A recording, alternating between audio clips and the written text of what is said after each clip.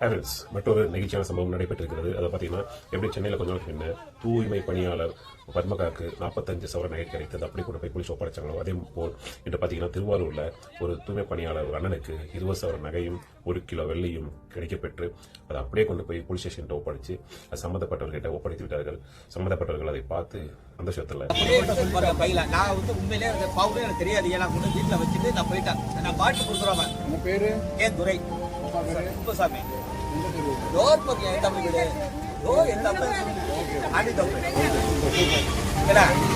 நான் கூட வச்சுட்டு போயிட்டேன். வீட்டுல பாத்து பையனுக்கு போன் பண்ணி சொல்லியிருக்கேன், ஐயோ இல்ல பவுலா இருக்குப்பா அப்படின்னு.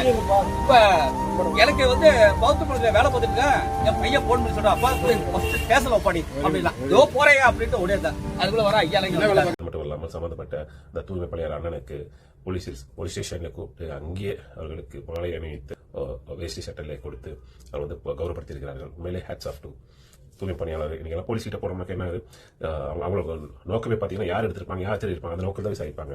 ஆனா அப்பா ஒண்ணு இருக்குது இல்லையா, தொலைத்து விட்டா குப்பை மேல ஒண்ணு இருக்கும் இல்லையா, குப்பை மேல யார் எடுப்பாங்க, போலீஸ் தர முடியுமா? அதுதான் கடவுள் ரூபத்துல தூய்மை பணியாளர்கள் இருக்கிறார்கள். அவங்க தான் நமக்கு கடவுள் அப்படின்னு சொல்லிட்டு மிகையே கிடையாது அப்படி சொன்னாங்க.